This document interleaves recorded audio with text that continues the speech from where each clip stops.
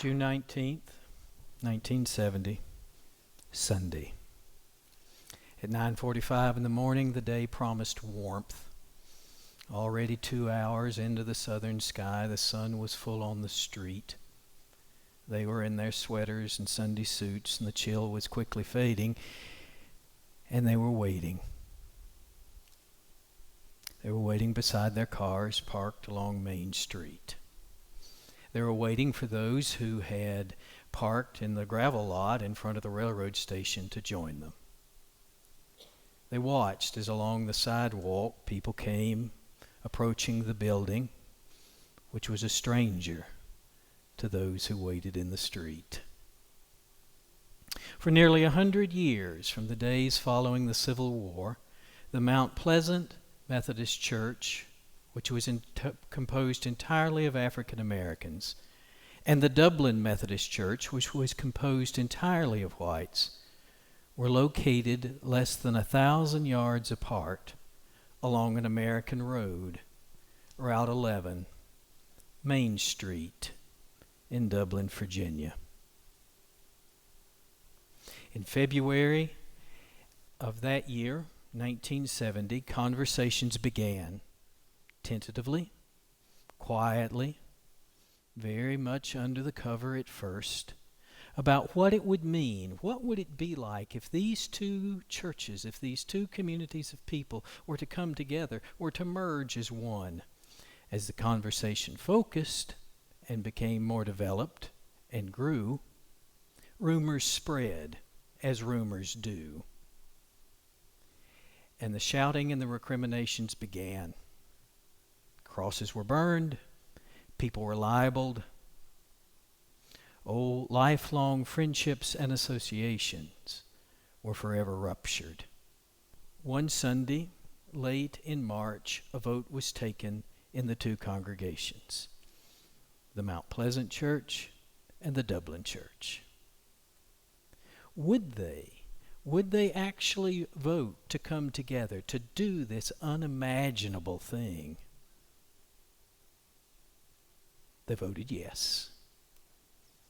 They would. They would come together. Now, by no means was it a unanimous decision, but such was the clear sense of both communities. Those who lived through that time well remember that what had been anger and bitterness before burst into white heat then. The date was set for the two churches to come together, April the 19th.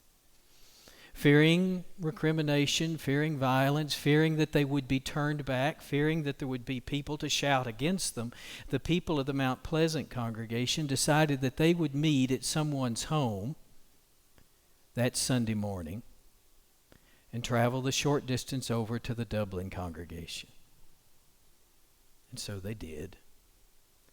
And they parked there in the street and collected themselves. For the better part of their lives, the federal and state governments had denied these people their civil rights and all rights that accrue to citizens.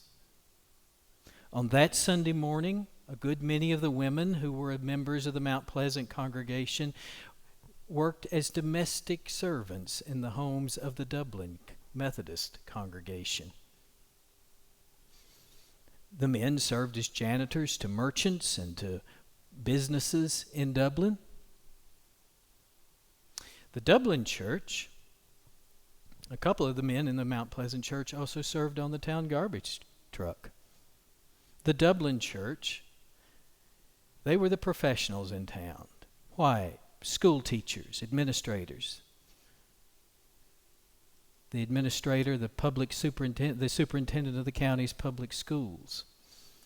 Among the older members of the Mount Pleasant church, their grandparents and great-grandparents had been born into slavery. Among the members of the Dublin Methodist congregation, their grandparents and great-grandparents had been those slaveholders. Well, there they stood in the street, Mercifully, the people that were so adamantly against this merger, who had said such awful things in the weeks and months leading up to it, were nowhere to be found. The street was Sunday morning quiet.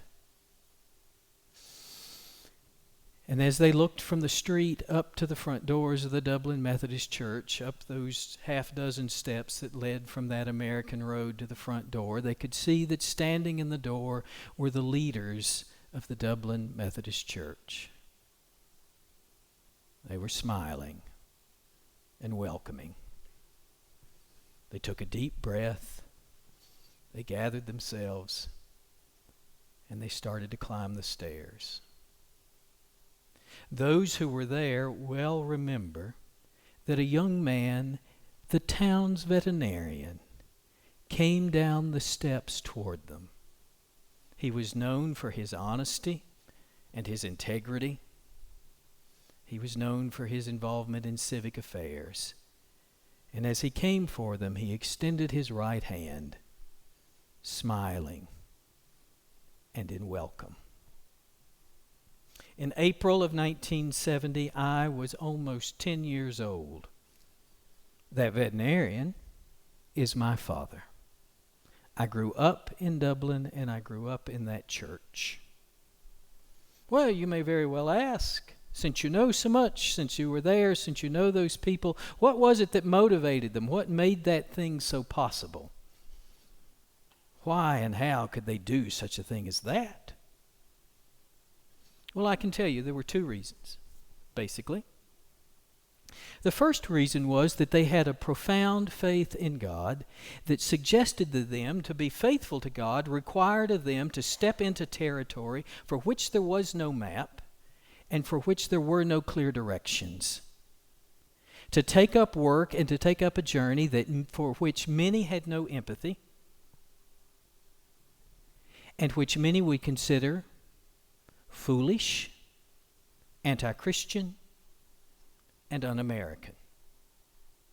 And the second reason that they took up that work was that they had a profound sense of civic responsibility. They had an expansive notion of what it meant to be a citizen. They were, all of them, the people of the Mount Pleasant Church, the people of the Dublin Church, all of them were of that place. They were citizens of Dublin.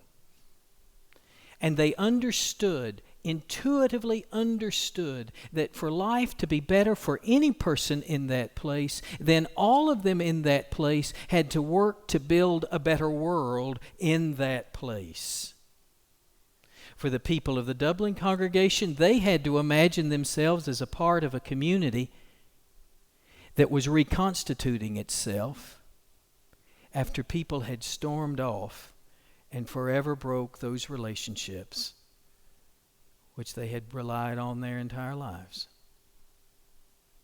And for the people of the Mount Pleasant congregation, they had to envision themselves as a part of another community which up to that point had deliberately, systematically, and meanly excluded them. Such was the work before them. And such is the work that they took up along that road. Now, if you were to examine the church records of the Mount Pleasant Church, you would begin to see the implications of a congregation in 1910 that had a membership of about 40 or 50 people and was not able to manage a Sunday morning collection of more than $1.25. If you were to look at those church records and those ledgers, you would see past due bills for coal to heat the church and the parsonage where the preacher lived, and past due bills for a bed bought from a white merchant in Dublin to put in the preacher's house. And to look carefully at those church rolls, you would see the names of people who in 1865 in that place along an American road had been freed from the bonds of slavery. And their names appear again and again and again over the generations on those church rolls until they do not.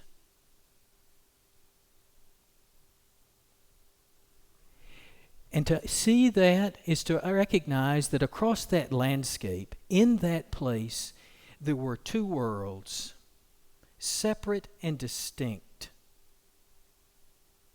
The two worlds intersected and interacted in the daily commerce of the place, certainly, and the members of one world knew the members of the other. Yes, certainly that, but they were distinct worlds nonetheless, and they were strangers to each other. And they were required. And they came to claim on April the 19th, 1970, a new world. The journey ahead of them was going to be rocky, rough, very nearly impossible. There were going to be shortcomings and failures and dead ends and hurts aplenty. But the work had begun. And it had begun long, long before that, Sunday morning in 1970. One of the things that world required was the learning, and any world that we build is the learning of every person, every tool, every skill, every discipline we can bring. Art, visual art, fiction, storytelling, math, science, chemistry, teaching, construction, every skill that every person has. All of that learning, both in the classroom and beyond the classroom, both in school and out of school. The new world that they were building required all of them. We call that work citizenship. It is citizenship that they were about. And if that citizenship is about building and enriching the common good, it is built on imagination and empathy. Imagination. To envision, to draw a mental picture of that which we have not yet seen or experienced. Empathy, to be morally obligated to be connected with, to be supportive of, to be involved with others. The citizenship that those people practiced that day in 1970 was a citizenship of imagination and a citizenship of empathy. And it was an imagination which heard in the echoes of that place the long memories of that landscape. Citizenship. The Nobel laureate and poet, the late Irishman Seamus Heaney, writes that the landscape remembers everything that happened on it and to it. And it is the work of the poet to recover that memory, to dig for it, and to bring it out, not only to benefit ourselves, but each other and the nation. What Heaney is writing about, what he's arguing for, is the work of citizenship, the work of imagination, the work of empathy, to enable us to build a new world. Imagination, empathy. The greater the imagination, the deeper the empathy, the broader and the more active the common good. What is it possible for us to imagine about our own world just now? For many years, I have thought myself innocent. A middle-class white man, free of the taint of destructive racism. After all, I was born into and grew up in and shaped in a church that did a thing that many thought unimaginable and for which very few had empathy. I was brought up in a family of people who worked very hard to be citizens of imagination and empathy. And the best Sunday school teacher I ever had in my life was an African American woman. That would free me, right? that would make me free, and I wouldn't have to worry about this, right? Well, the broader my imagination and the deeper my empathy, as I have grown older and as I have listened to the memories etched across our landscape, I know I have come to understand the ways in which power and wealth are structured in America. And I have come to understand, the deeper my empathy, the broader my imagination, that every white person in America is racist because we benefit from a system that has been structured on the tenets of racism, and we can reasonably assume that we will continue to benefit from those systems. And if every white person in America is racist, then we must own in our own lives the contradictions and the failures and the shortcomings of that bitter fruit. And it becomes our responsibility to be honest about where we are and who we are. That hard truth, we will never be able to escape it. We'll never be able to say that's fixed and done with and over with. That hard truth is a part of our lives, and our lives are built on it. And it goes as deep in our places as the bedrock. And everything we produce out of our places is tainted by it. We are at the dead end of our pretensions. And citizenship, a citizenship of imagination and empathy, begins there at that hard truth, at that dead end, and takes up a new journey along a new American road. And that journey will require all of the imagination and all of the empathy all of us can muster.